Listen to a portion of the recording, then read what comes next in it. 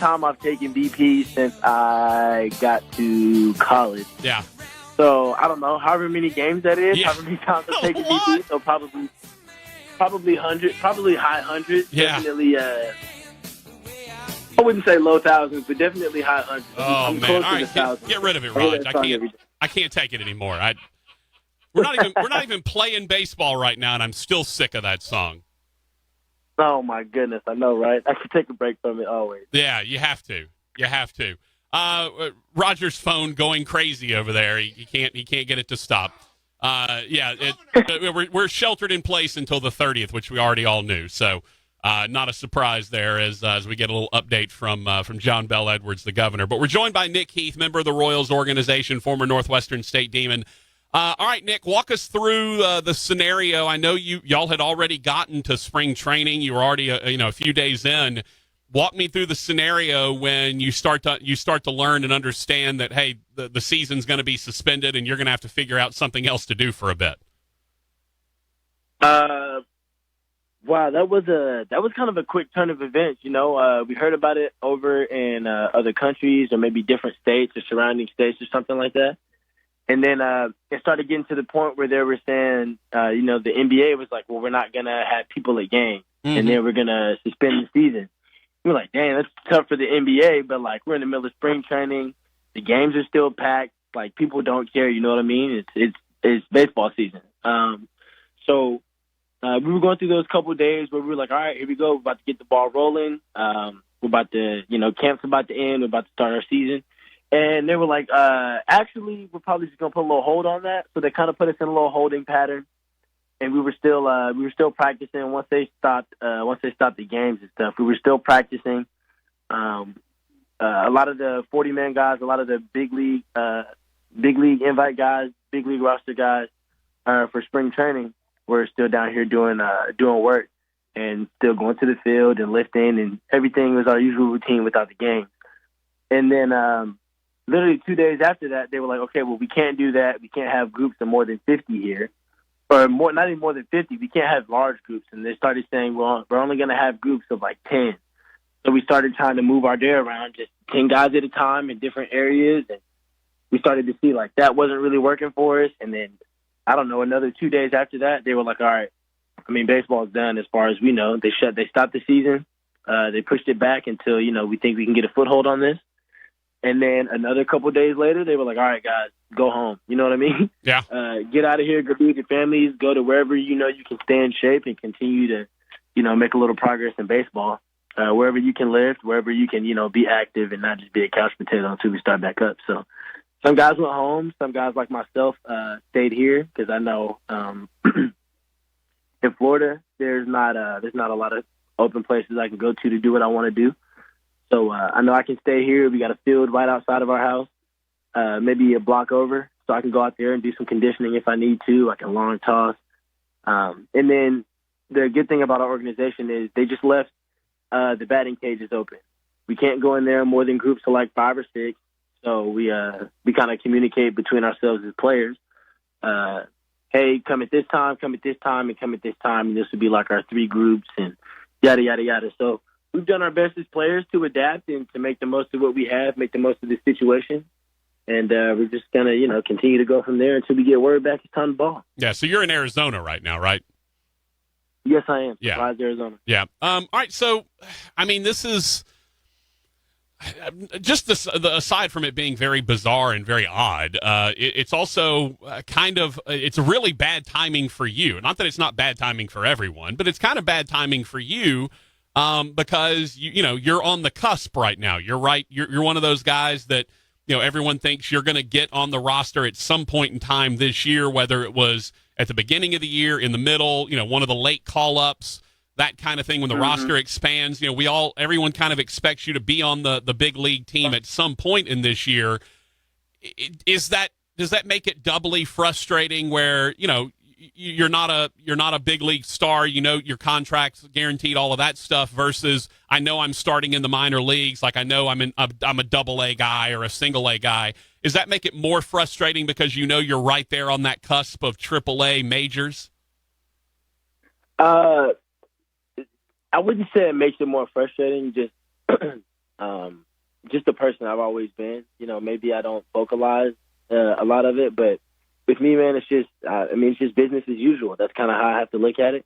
Unfortunately, I wasn't going to break with the team. They sent me back down and put me with our AAA roster. I finished there last year.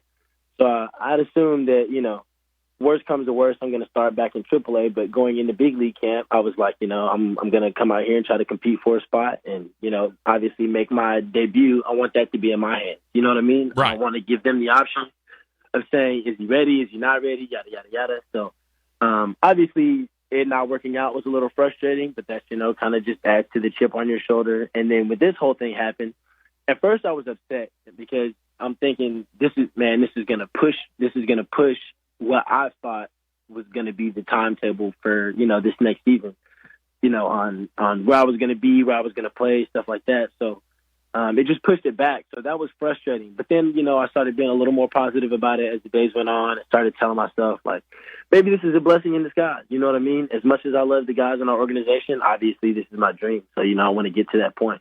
But maybe this thing right here, maybe it happens and, I continue to do my work off the field. I continue to do my work in my backyard or the field across the street. You know what I mean? If I just continue to do my work, maybe somebody else doesn't do that in this time that we have off. And I come back and I'm ready to go and I'm ready to play. And they're like, Nick's ready to play.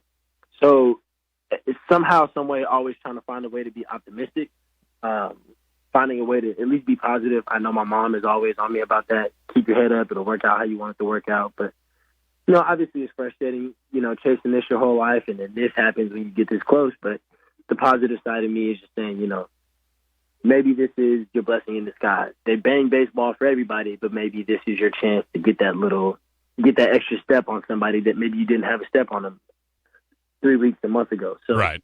Frustrating, but definitely putting myself in the position of trying to be more positive with the mindset that I've been having. Talking to Nick Heath, outfielder in the Royals organization.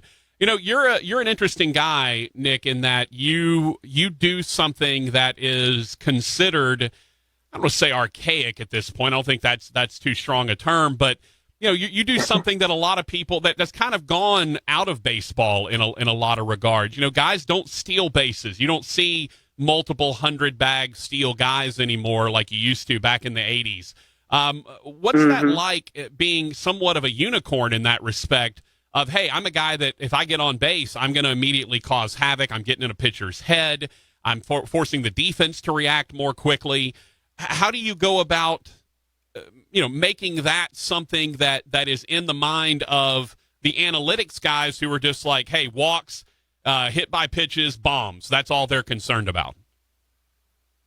For me, I think being in the Royals organization is perfect. I know, obviously the analytics side of baseball is, who's going to run into the fewest amount of outs. And then, you hear that stealing a base isn't, the loss is greater than the reward. You know what I mean? So yeah, the potential out is hurts more than the potential stolen base would be. Exactly. So just in those regards, I think the biggest and the easiest thing for me to do is just find my way on base. And then at that point, it's just my organization, they've always told me, we want you to run. We need you on base. We need you to score runs. And we need you to play defense. So that's what I've worked on. So I think I've gotten to the point where I kind of battled the analytics side of it. I know my ability and I know what I'm capable of doing. So I think that somebody telling me that me stealing a base isn't going to be very beneficial to our team. I kind of look at it like, well, that's just a part of baseball that people are kind of putting behind them. But if that's going to elevate me and it's going to continue to keep me in the game of baseball, then why would I not do it? I wonder, Nick, if we talk about analytics, and obviously baseball is becoming a very analytics-driven sport. But I'm curious, how do you measure impact? Because it's not only you get on base and then, there's the potential that you get thrown out trying to steal second, or the potential that you take second and you put yourself in scoring position. But like I mentioned, there's so much other stuff that goes into it. How do you quantify maybe speeding a pitcher up a little bit so he's not as sharp, getting in his head where he's looking at first multiple times. He's trying to worry so much about what you're doing that he's not throwing as Forgets as about good. the guy at the Right. plate. Like, how do you? I got to imagine you can't quantify that kind of thing. A ground ball hit to the shortstop. He's now having to move faster because you're running to second. Maybe that doesn't make the double play work as easily because you're the guy that's on first versus someone slower. I can't imagine it's possible to quantify those type of aspects of what you do. I think they look at it from a standpoint of one of our coaches was talking to me about it during spring training and kind of speaking to me on like, hey, now that you're up here with us and you're kind of getting a grasp of how we do things, he was like, I need your base running IQ has to be higher. You know what I mean? Like you have to be smarter. And he was giving me, there's some algorithm for it that says, to start the inning nobody on, nobody out, and you got a guy hitting, obviously, that your chances of scoring a run I'm just going to say X because I can't give you the percent that he gave me. Right. But he said that, nobody on, nobody out. Let's just say it's 10% chance. It's X percent. Let's just say it's a 10% chance. Let's call it. I'll make it up. We'll call it 10%. Okay. We'll call it 10%. If you get on first base, your chances with nobody out, your chances of scoring a run go to like 16% or something like that. You know what I mean? Like it goes up. Yeah. And then he was talking about you stealing that base. If I get on and I steal that base, our chances of scoring a run with nobody out jumps to like something ridiculous, like 35, 40, some crazy percentage like that. Mm-hmm. But if I get thrown out trying to steal that base, then our chances of scoring a run with one out and nobody on is like 2%, 3%. Yeah. You know what I'm saying? Yeah. Something super, super low. So it's basically saying like, if you get to second base with nobody out, then we got a high chance of scoring that. But if you don't get to second base, then our chances of scoring somebody drop twice as bad. You know what I mean? Drop twice as much as if you were on with nobody. So I understand it. I just think we're letting numbers get in the way versus what somebody is able to do. I know mentally that if a pitcher is worried about me or a pitcher's worried about somebody on base while I'm hitting, he's not going to be locked in on what he needs to do to get me out. He's going to be worried about that guy.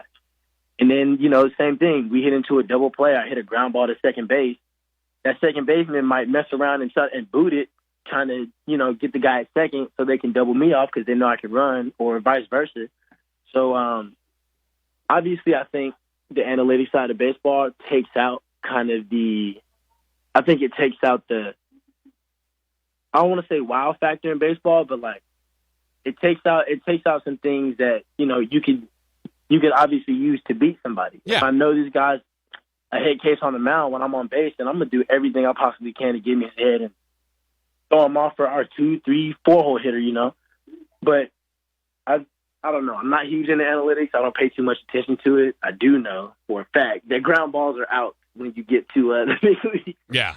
So we can't show me that ground balls are out. So I totally understand people switching over to the hit the ball in the air, drive the ball. I understand that because, during some of these big league games when I would come in on the second half or even start some of them, and you hit a ground ball in the 4-hole thinking it's a sure knock, these guys you're out. So I understand some parts of it, but I think other parts of it, it kind of hurts players like me because it tells teams that like, you don't need a guy like me. But my entire career, somebody has told me that a guy like you can table set for a team. You know what I mean? Right. So you're the guy that's there to get on, get over, and get in. That's exactly. Yeah. Exactly. I play my defense, but Talking to Nick Heath, outfielder in the Royals organization. All right, walk me through the mental game when you're on first. Right? What kind of things are going through your head? What are you concerned about in terms of what the pitcher's doing? How much have you looked at a pitch? And obviously this varies depending on, if you're in the majors, you get more time and you have more film and all of that. But what goes on? What's the mental aspect of deciding when to go try to take second base as you're standing on first looking at that pitcher? I think my biggest thing is the first thing that goes to my head is I want to be at second base as fast as possible. So they were telling me last year that when I was running, this was like just after the first half of the season, when I was on first base and nobody was on in front of me, I think I ran in like 75 or 80% of the opportunities that I had to run. Mm-hmm. Like nobody in front of me, you know what I mean? So right. I pride myself in being at second base as soon as I can. And I feel like everybody knows it's coming, but if you can't stop me, then I'm not going to stop, obviously. So, but I think the big thing for me is just trying to get the pitcher out of his zone. You know what I mean? I know some of these guys are really, really tough to face. And then when you get on first base, these guys, their game plan goes completely out of the window. And you got somebody on base who can run, and you got to pick over and pick over and pick over. And sometimes guys throw balls away, and I'm like, oh, perfect. I can go first or third on this one if he throws it far enough. You know what I mean? Yeah. So a big thing is just trying to – they always tell us I want to be on third base as soon as possible. But my big thing is as long as I make it to second base, then I've gotten to second base and gotten scoring position. I've done my job. So now I just have to make sure that that I'm smart enough and that, I'm paying attention enough to what's going on around me. Any chance I can get the extra 90 feet, that's really the only thing that goes through my head. I'm not big on certain things, but I am big on, I have a little cheat sheet. I got a little book, a little notebook. Mm-hmm. And for the most part, I would say like 80% of the pitchers that I face, their names are in that notebook somewhere. And I got my tail on them. This guy looks over at me twice before he goes to the plate. This guy, does this with his shoulders, does this with his back leg or front leg or yada, yada, yada. So I got my own little cheat sheet. And whenever we go play guys, I, just whip the little booklet out, read on who's going to be throwing that day. And I kind of got it in the back of my head. So you don't. So what you're saying is you don't have anybody in the dugout banging trash cans telling you that the curveball's coming so you can run. No, I don't. But I do. Something that I enjoy telling people, which is really funny, is I have a teammate. He used to be my roommate. His name is DJ Burt. Me and DJ, when we get on base, or if I'm on base and he's in the dugout, because for a while we were hitting 1-2, and then I struggled, so I wasn't hitting one, and he struggled, so we moved around a lot. But I do remember specifically me being on base one day and him not being in the game. I think maybe he had his off day. And I'm looking at our first base coach, and behind our first base coach, I can see DJ kind of like jumping around in the dugout, and I glance over to him, and he looks at me, and he just gives me like a little head nod, like, this is the pitch you should run on, this is the pitch you should run on. And he looks at me and gives me this little move with his shoulders. And I'm like, okay, this dude's probably going to drop his back shoulder then. I don't know how DJ knows it, but DJ knows it. And sure enough, first pitch, I look, and the guy's back shoulder drops a little bit before he goes to the plate. And I take the opportunity. I look back at DJ, and I'm like, this is beautiful because this kid's my roommate. You know what I mean? So now we can go home and talk about how he saw that. But I just think in so many different ways. I could be getting it from the dugout. One of our guys being like, hey, watch this on him. Our first base coach is always looking. I'm always looking. So I can imagine it's probably pretty tough on pitchers to hold guys or to keep guys from going when you've got 30, 40 other people trying to pick up on what you're doing. So I think a lot of times my teammates and my coaches make my job easy. Sure. And that's their job. Obviously I do my homework. Yeah, I do my homework, and I think I put in enough work that I make it easy as well. So, just being a base dealer, that's what I do. In college, for the most part, and it may have been a little different for you when you were at NSU, but in college, for the most part, the coaches control the offense. They're calling when to run, when to hit and run, all of that stuff. Are you still getting that as you make your way up the professional ranks, or is it more left up to you? If you want to take second, you've got a green light. You figure out what pitch you want to run on, and you go. So when we were in school and I was at Burroughs, I remember the first year I started playing, so which I guess would have been my sophomore year in the classroom. I redshirted my first year. I remember Burroughs telling me, if you're not at second base within the first 3 pitches of the at-bat, you're going to run. And I'm like, no way he's going to make me run. Not run on the base pass. You're going to run after the game, right? You're going to – I'm going to run. Yeah. No, I'm going to run at practice or something. Right. There's going to be some type of punishment. And I remember him saying that. And I remember, I don't know, maybe it's that game or the game after that. I ended up not running during somebody's at bat. I think Court might have been hitting. I wasn't running during Court's at bat. And Court hits this long single, and I end up stopping at third base. And I just remember Burroughs ripping me apart at third base. Yeah. And you just took an RBI from Court because you wanted it. because you wanted to be some not so nice words over at first base. And I was just like, oh, okay. Like, all right, I got it now. I'm just going to run. So I was just running in college. And then my first year or two, maybe even 3 in pro ball, I was just running. I wasn't looking for anything. I was just running because I knew I could run and I could beat guys. But now, obviously, the arms are better. The pitchers are a little bit quicker, more accurate. And the middle infielders are better with their tags and stuff. So, yeah, we do run offense, but I do get told, hey, why didn't you run last time? Or why did you run? Or what did you see that made you not run? So I think now it's kind of just me getting used to our big league coaching staff and them understanding the type of mind I am when I'm on first base. So I think, for a while they were kind of just saying, hey, run, we want to see what you can do. We want to see you do it on your own. And then it started getting to the point where they were like, hey, late game situation, we don't want you to run, or you have to run on this first or second pitch because your run matters, your run counts. Right. So I don't know, it's just been a learning process, you know what I mean? Sure, as it should be. Final thing, Nick Heath, outfielder for the Kansas City Royals organization. What is your timetable, or what do you believe is your timetable? All of us that have kind of watched, and I know a lot of the people that have done reporting on you and talked about the Royals minor league prospects, everyone seems to believe this is your year to break into the majors, whether it be sometime in the middle of the year or when the rosters expand late. What's your timetable look like? When do you think you make that move?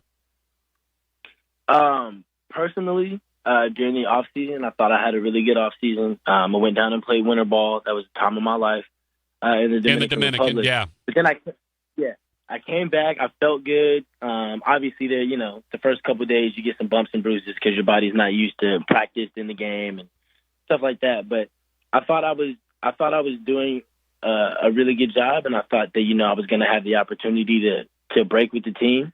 My roommates, it might be like random coaches or people in the front office. Hey, man, you're turning some heads. Keep doing this. Keep doing this. So eventually, in my head, I was like, you know what? Like, if maybe I don't see it, but somebody else says they see it in me. You know what I mean? So I was thinking, personally, I thought I was good enough to break with that team. Maybe not to start or play an everyday role, but like if they needed me to come off the bench, if they needed to play late game defense, if I needed to steal a base, if I needed, you know what I mean? Sure. If I needed to pinch hit anything, I thought I was at least prepared enough for that. And, they thought I wasn't, so they sent me down, and that's totally understandable. I know this organization has a plan for me, and whatever their plan is, I wholeheartedly agree with it, and I'm all bought in. But realistically, I'm sure there's some things that I need to work on before I can get up there and say, hey, I'm a big leaguer. So I appreciate them pulling me to the side and said they wanted me to put in some extra work before I got up there. But personally, I thought, who doesn't think they can play up there? You know what I mean? And if you don't believe that, of yourself, no one else is going to believe it of you. Exactly. Yeah. I know we got some really, really good baseball players in that outfield. Witt is starting to play the outfield more. Dozier is playing the outfield. McBroom can play the outfield. You got Bubba. You got Brett. You got Gordo, our platinum glove left fielder. So, obviously there's some really, really good guys in front of me, some really good names in front of me, and the competitor in me thinks that I can go out there and play with them every day. I can go out there and play with the best of them. But realistically, the organization is saying, hey, we think you need to put in a little more work. That's fine by me. I'm going to put in my work, and I'll see you guys, mid-season before all this started. But I'll see you guys at some point. That's what I like to hear. Also, I love any good Lane Burroughs chewing somebody out. And by the way, I from what I understand, Nick, I believe when Tech came and got Lane Burroughs from Northwestern State, they had to supply Northwestern with all of the clipboards that Lane broke during his time at NSU. So I think he broke more clipboards. Oh, he broke so many clipboards. Yeah, so many clipboards, and I love oh my gosh, yeah, I love Burroughs. Oh, I love Burroughs. He's fabulous. Nick, man, best of luck to you. We're looking forward to you getting up with the big club. I'm planning on making a trip to Kansas City at some point. Maybe, when we can actually travel again and go eat at places. I'm going to make a trip up there at some point, and I'm looking forward to seeing you up there, man. We got to do our research on the best barbecue. So no. When you come, we can all go eat barbecue. We got to bring Hugh too. I know he loves us some barbecue. So would love to have some demons up there That's what I'm talking about. For a couple of days while we play baseball. I missed you guys. Beautiful. Nick, thank you, man. Really appreciate it. And look, stay healthy, stay speedy, play that good defense, and we look forward to you causing some havoc for the Royals. I will do, man. Thank you guys for having me. All right, Nick Heath, member of the Royals outfield.